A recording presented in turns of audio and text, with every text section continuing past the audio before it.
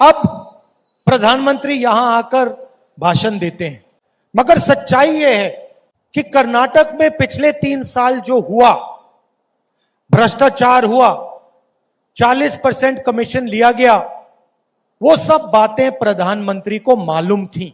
अगर कर्नाटक के 6 साल के बच्चे को मालूम है तो प्रधानमंत्री को तो मालूम होना ही पड़ेगा। तो मेरा प्रधानमंत्री जी से सवाल है, और कर्नाटक की जनता और युवा भी यह सवाल पूछ रहे हैं कि प्रधानमंत्री जी, पिछले 3 सालों में आपने कर्नाटक में भ्रष्टाचार को रोकने के लिए क्या एक्शन लिए? आपने कितने लोगों पर कार्रवाई की? कितने लोगों पर एक्शन लिया? आप अपने भाषणों में यह तो बताइए। आप आते हो और कहते हो कांग्रेस पार्टी ने मेरे ऊपर आक्रमण किया, मगर आप यह भी बताओ कि कर्नाटक के लिए आपने पिछले 3 साल में क्या किया। यहां पे सवाल नरेंद्र मोदी जी नहीं है, यहां पे सवाल कर्नाटक के युवा, कर्नाटक के किसान, कर्नाटक के मजदूर, कर्नाटक के माता और बहनों का सवाल है। जब कर्नाटक और महाराष्ट्र के बॉर्डर पे हिंसा हुई तो आपने क्या एक्शन लिया? जो कर्नाटक, गोवा और महाराष्ट्र के बीच में पानी का मुद्दा है, पानी बांटने का मुद्दा है, उसमें आपने कर्नाटक की क्या मदद की?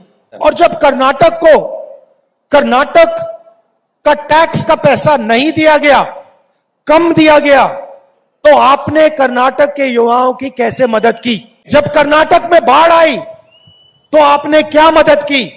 अपनी बात करनी है तो जरूर कीजिए, मगर कर्नाटक की थोड़ी सी तो बात कर दीजिए, थोड़ा सा 2 शब्द बोल दीजिए। लंबा बोलने की जरूरत नहीं है, बस 2-3 बात बोल दीजिए। आपने भ्रष्टाचार के खिलाफ क्या किया, आपने बाढ़ के समय क्या किया, और आप अगले 5 साल में क्या करने जा रहे हो।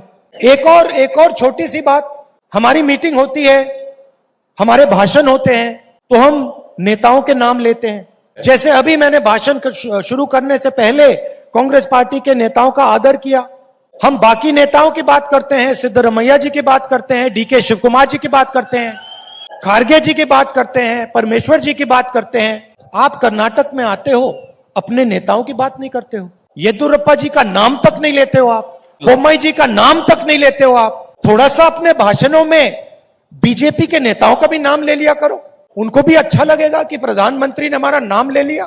थोड़ा सा आदर कर लो, आपका कोई कम नहीं होगा, आपको कोई नुकसान नहीं होगा। मोदी जी, उल्टा आपकी बड़प्पन दिखाई देगी, लोगों को अच्छा लगेगा, देखो प्रधानमंत्री ने येदियुरप्पा जी का नाम लिया, बोम्मई जी का नाम लिया। कांग्रेस पार्टी ने कर्नाटक के लिए अगले 5 सालों का रास्ता बनाया है। हमारे सब नेताओं ने जनता से बात करके ये योजनाएं निकाली हैं। 5 क्रांतिकारी योजना कांग्रेस पार्टी आपको देने वाली है। बीजेपी ने आपके जेब से पैसा लिया, उतना ही पैसा हम आपकी जेब में डालने जा रहे हैं। देश में महंगाई बढ़ी है, जीएसटी, नोटबंदी ने गरीबों का जबरदस्त नुकसान किया। तो किसानों पे जीएसटी लगा दी, 5% खाद पे, 12% ट्रैक्टर पे, 18% पेस्टिसाइड्स पे। डीजल का दाम 56 रुपए से 90 रुपए तक पहुंच गया।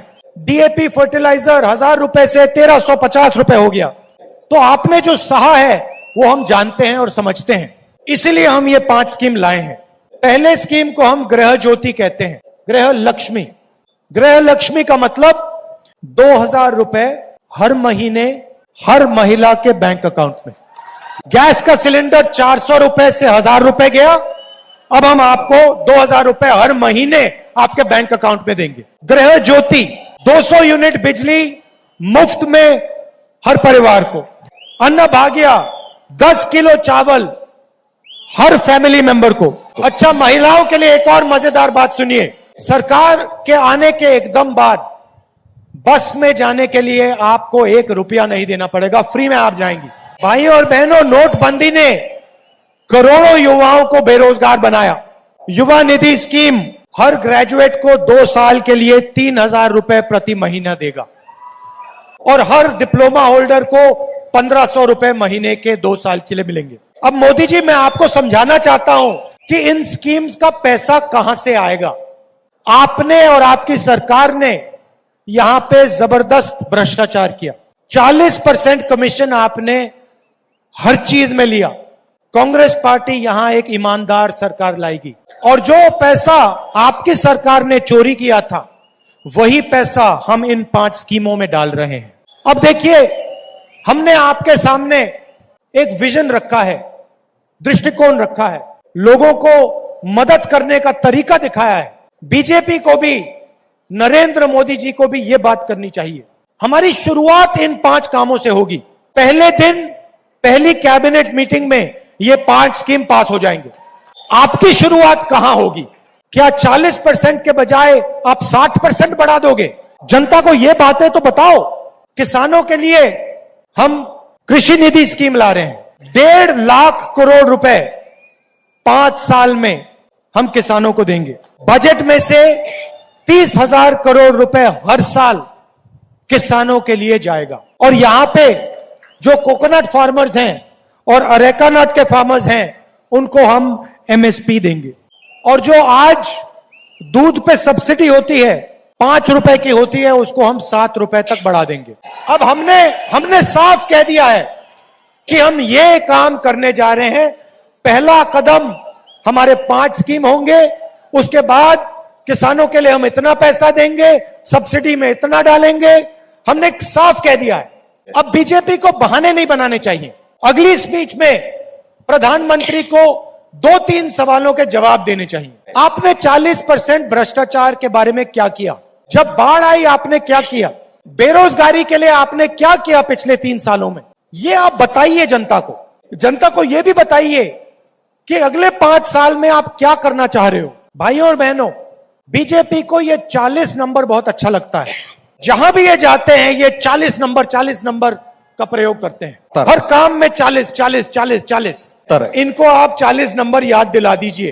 3 साल इन्होंने आपको 40 नंबर का याद दिलाया, चुनाव में आप इनको 40 सीटें दे दीजिए।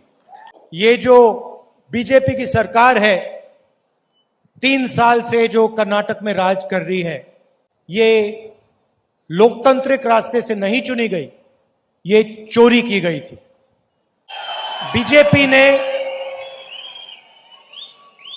बीजेपी ने एमएलएज को पैसा देकर कर्नाटक में सरकार बनाई। और आज आप कर्नाटक के किसी भी बच्चे से पूछिए, 6-7 साल के बच्चे से पूछिए कि भाई ये जो सरकार है इसका नाम क्या है, तो वो आपको बोलेगा 40% सरकार। और ये कर्नाटक के सब लोग जानते हैं। कॉन्ट्रैक्टर एसोसिएशन ने प्रधानमंत्री को चिट्ठी लिखी और कहा कि 40% कमीशन कर्नाटक में लिया जा रहा है। प्रधानमंत्री ने चिट्ठी पढ़ी होगी मगर जवाब नहीं दिया। दिग्लेश्वर स्वामी गडक जी कहते हैं कि मुझसे 30% कमीशन लिया गया, 10% डिस्काउंट दिया। मैसूर सैंडल सोप स्कैंडल में एमएलए का बेटा 8 करोड़ रुपए के साथ पकड़ा जाता है। और अलग अलग स्कैम्स हुए, police sub inspector scam, assistant professor scam, assistant engineer scam, cooperative bank scam. तो बीजेपी ने पहले आपकी सरकार चोरी की और उसके बाद सरकार के माध्यम से आपसे चोरी की। और भाइयों और बहनों, आखिरी बात, कांग्रेस पार्टी को कम से कम 150 सीट दिलवानी है। कारण है, इसका कारण है क्योंकि अगर 150 सीटों से कम आई तो बीजेपी फिर से सरकार को, एमएलए को खरीदने की कोशिश करेगी और फिर वो 40 से 60 कर सकते हैं। इसीलिए कांग्रेस पार्टी को आप 150 सीटों से जिताइए और बीजेपी को सबक सिखाइए। आप सब यहां आए, इसके लिए बहुत बहुत धन्यवाद। नमस्कार, जय हिंद। ತಾವೆಲ್ಲರೂ ಇಲ್ಲಿ ಬಂದ್ರಿ, ತಮ್ಮೆಲ್ಲರಿಗೂ ಹೃದಯಪೂರ್ವಕವಾದಂತಹ ಧನ್ಯವಾದಗಳು.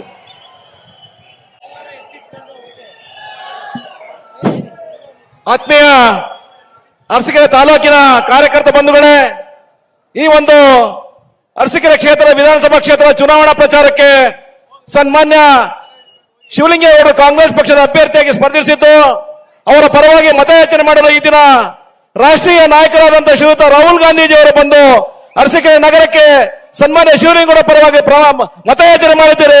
ಅವರಿಗೆ ನಿಮ್ಮೆಲ್ಲರ ಪರವಾಗಿ, ಅರಸೀಕೆರೆ ತಾಲೂಕಿನ ಪರವಾಗಿ ತುಂಬ ಧನ್ಯವಾದಗಳು ಸಲ್ಲಿಸಲಿಕ್ಕೆ ಬಯಸ್ತಾ ಇದ್ದೇನೆ ಬಂಧುಗಳೇ. ಕಾರ್ಮಿಕ ಇಲಾಖೆಯ ವತಿಯಿಂದ ಸುಬ್ಬಣ್ಣ ಹರೀಶಣ್ಣ ಅವರು ರಾಹುಲ್ ಗಾಂಧೀಜಿ ಅವರಿಗೆ ಗೌರವಾರ್ಪಣೆಯನ್ನ ಮಾಡ್ತಾ ಇದ್ದಾರೆ. ನಮ್ಮ ಅರಸೀಕೆರೆ ತಾಲೂಕಿನ ಎಲ್ಲ ಜನತೆಯ ಪರವಾಗಿ ಸುಬ್ಬಣ್ಣ ಹರೀಶಣ್ಣ ಅವರ ತಂಡದವರು ರಾಹುಲ್ ಜಿ ಅವರಿಗೆ ಸನ್ಮಾನವನ್ನ ಇವತ್ತು ಕಾರ್ಮಿಕ ದಿನಾಚರಣೆ ಆಗಿರೋದ್ರಿಂದ ಕಾರ್ಮಿಕ